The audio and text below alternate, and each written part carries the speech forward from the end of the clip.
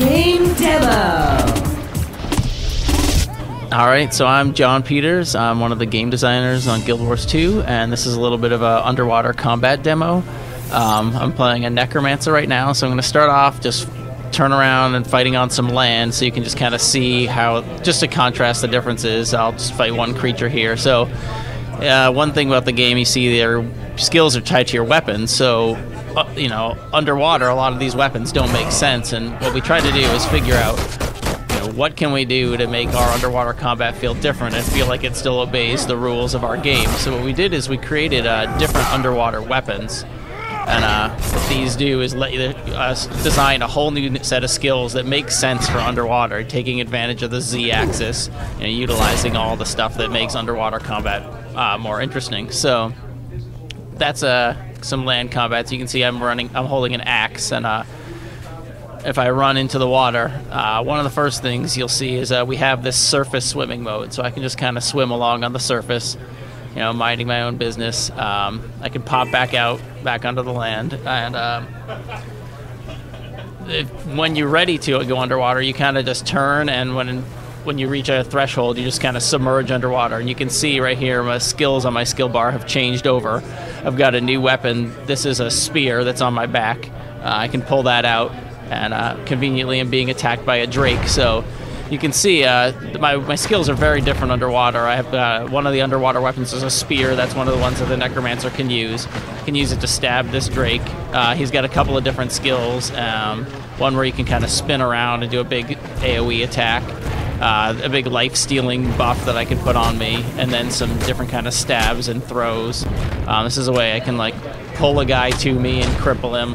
I've actually now been attacked by a number of drakes, so I'm gonna concentrate on fighting them for a second here.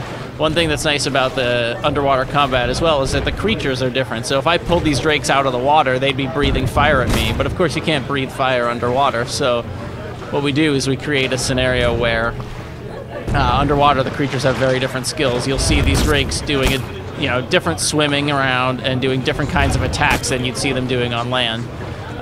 One of the big drake attacks underwater is a big swooping spin attack that I'm about to trigger from this brood mother. I'm actually fighting a big drake boss right here. So there she goes. She's swimming off, and then she comes back, whips her tail, and you can see she stuns me.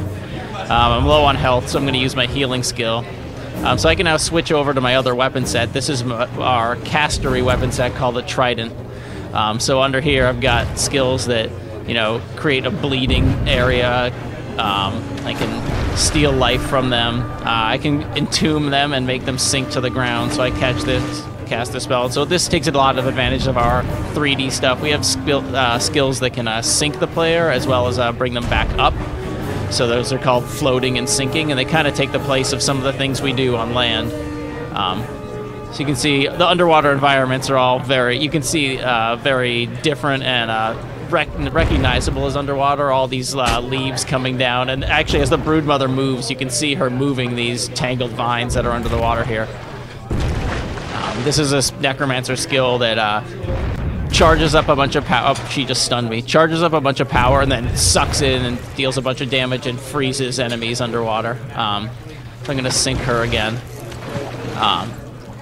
No, this is going to take a little while because it's a boss fight. So one of the most important things, which I was going to say first, but I'll get to now that I had some creatures to deal with, is, you know, for us, a lot of games underwater, it's a lot about breathing and breathing monitors, and there's really nothing fun about breathing.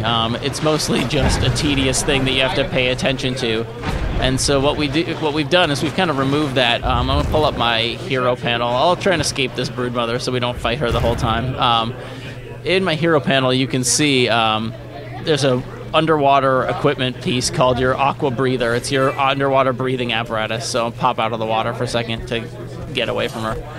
Oh, so yeah, see, she came up on land here, and you can see she's breathing fire, and it's like the battle has completely changed. So the underwater breathing apparatus allows you to breathe anytime you're underwater. So you just go under. You don't have to worry about dealing with different attacks. You don't have to worry about what's going on with whether or not you have enough breath to survive underwater. So I can just pop back under. Don't have to worry about my breath at all. So of course, when you're fighting a big creature like this, on land we have what we call the downed state, which is when you run out of life, your character is lying on the ground and can kind of fight to survive and come back. If you kill something, it'll get back. We didn't really think that made sense to be lying in on the water, on the ground underwater. So kind of what we did is that when your health hits 0, you go into what we call a drowning state. They knock your breathing apparatus off, and you are slowly losing life as you have a little time to either kill something to come back by having an ally come to you and res you, or as I'm going to show you right now, because they're about to hit my health low enough, what you can do is you can actually, in the underwater, res yourself by, it says swim to the surface. So I can make my way up to the surface, and it may be difficult with creatures hitting me, but yeah, you can see I can swim to the surface, and because I was just drowning, that it lets me to catch my breath up here and, then dive back down and continue fighting. So underwater's a little more forgiving in that way too. Obviously there's a lot of things you have to deal with the Z-axis, but it kind of lets us,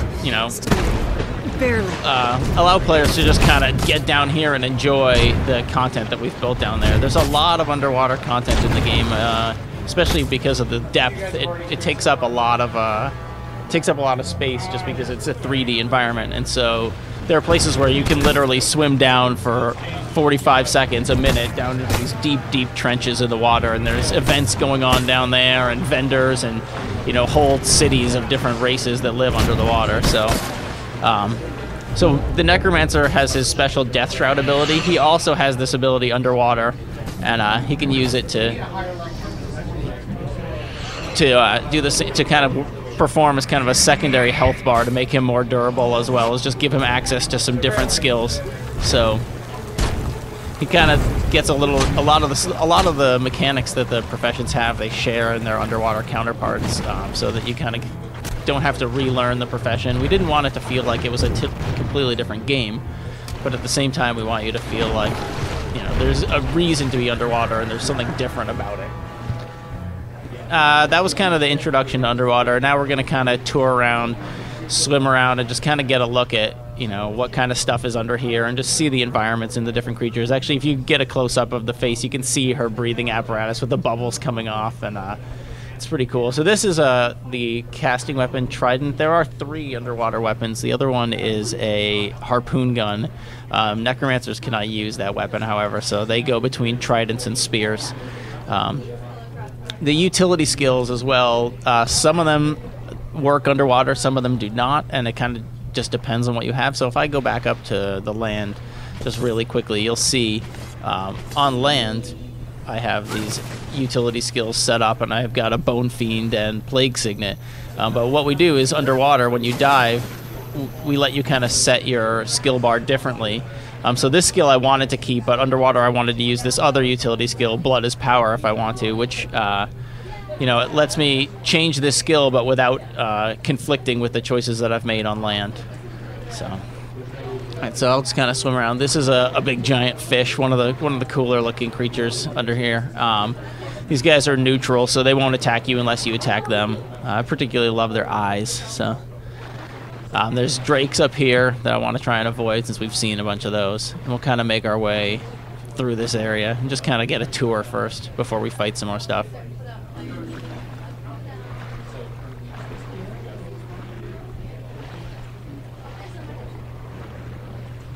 Yeah, so you can see seaweed and stuff moving as stuff swims by it.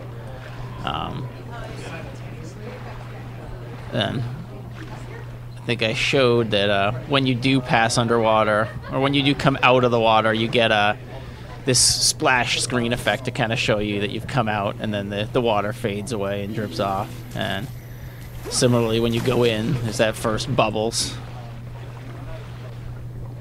So I'm going to cut over this area, and I think there's a little thing I can swim, a little cave I can swim through. Let me look at the map and send us over there. Yeah, it's right through here. So I'm just going to head over here and swim through this cave a little bit so you can see some of that area. And this is the area right outside of Lion's Arch, which is the big central city in the game. So you might be able to catch a glimpse of that as well.